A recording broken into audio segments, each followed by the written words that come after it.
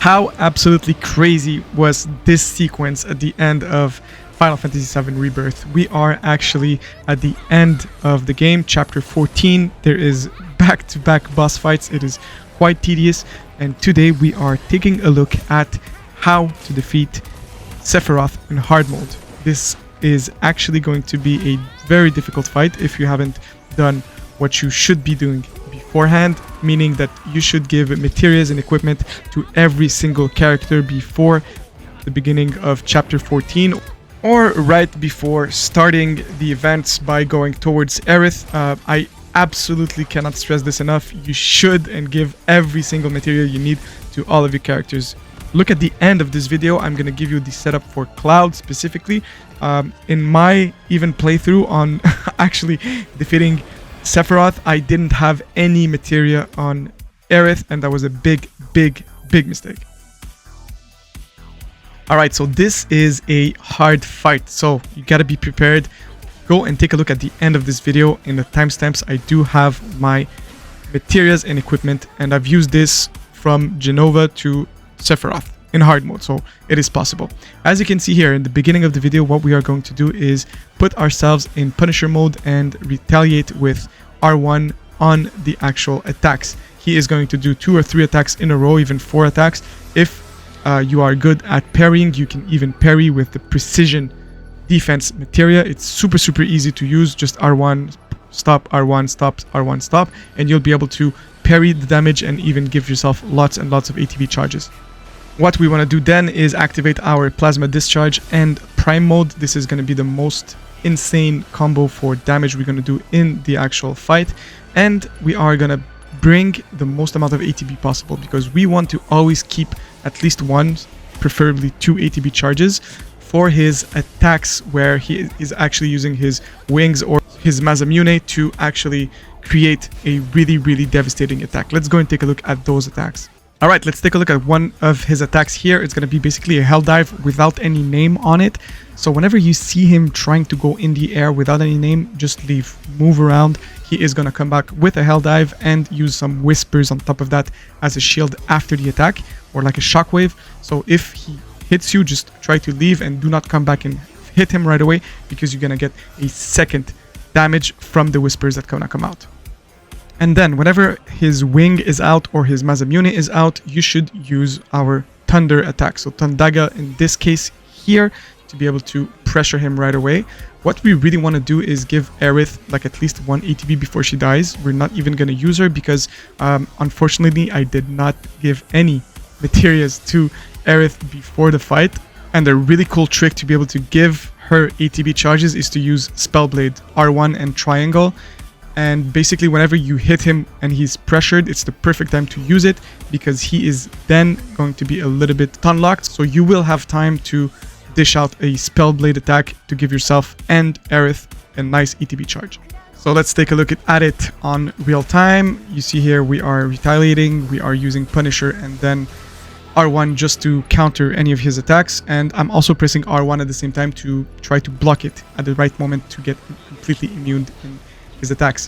Whenever I am up now, I am trying to give lots and lots of ATB charges. A really good way to do it is when you activate Prime Mode, just hit and hold square. It's going to do like a 4 combo attack that is going to give you lots and lots of ATB plus a Fury buff, which basically is going to give you lots and lots of damage.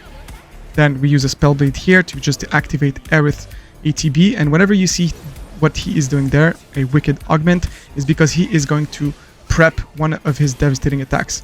So as we know here, we are just going to take our time, move around a little bit. Esprint, Errant Whisper is just one of the attacks that he's going to do. You can move around. If he targets Aerith, good for us. We just need one of her arcane wards on the ground to go through the fight.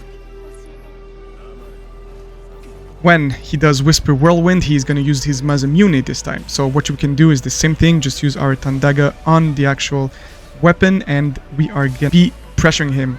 As you can see, I'm still doing the square hold combo attack when on Prime Mode, and I finish with a Spellblade synergy attack with Aerith, so I can put a Radiant Ward also on the ground.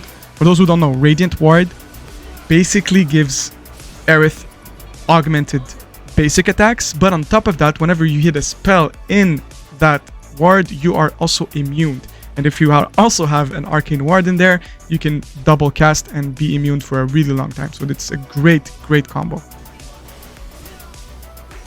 Once he is staggered, heal yourself with chakra and then use 1 or 2 of your ATB charges, but keep them. Keep at least 1, because he is going to do one of the attacks a little bit later on that is going to give us that's gonna put us back into 1 HP, and you cannot do anything about it. Every time he does Wicked Augment, you know he starts a new phase of the fight, so he is going to create a new way to to defeat us.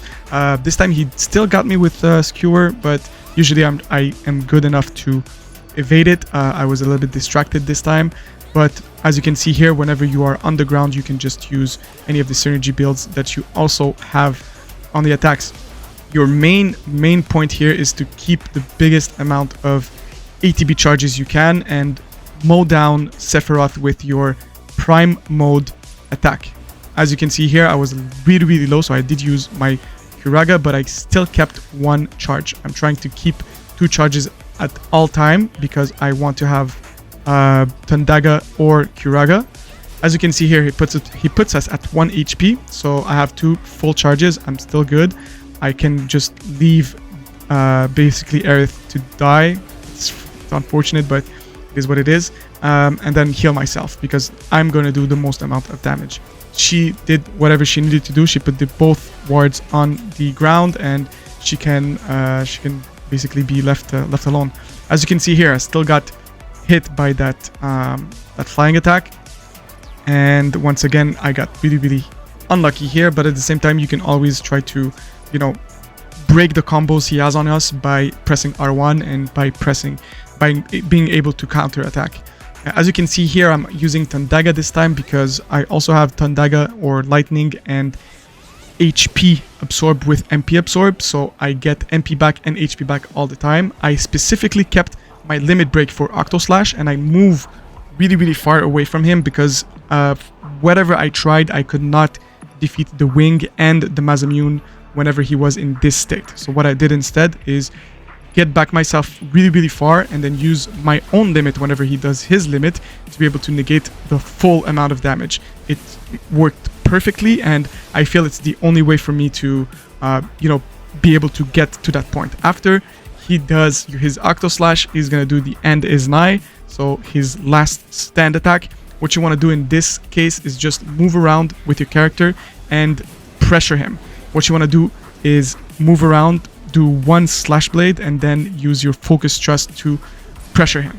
It's super easy, super simple, and by then you are absolutely done with this fight. You might need a little bit of tries to be able to finish this, but I know I've done like maybe 4 or 5 tries before actually killing him, and this is a sure way method to do it. Keep your ATB charges, use your Tandaga on his Wing and Masamune, and keep a little bit of distance whenever he's out.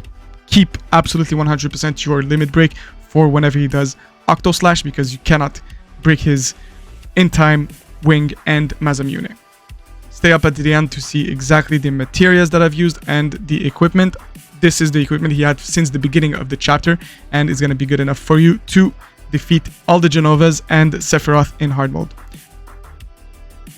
If this video helped you out, please leave a like, a comment, and a subscription. It is a free and fantastic way to help this channel, and on top of that, I will be always very grateful for it. I do have also a membership page now. If you want to help monetarily the channel, it's going to be very appreciated, so I can make more and more of these guides and videos. If you haven't seen my full guides on legendary bouts for every single character solo or Final Fantasy VII Rebirth, it's going to be right here.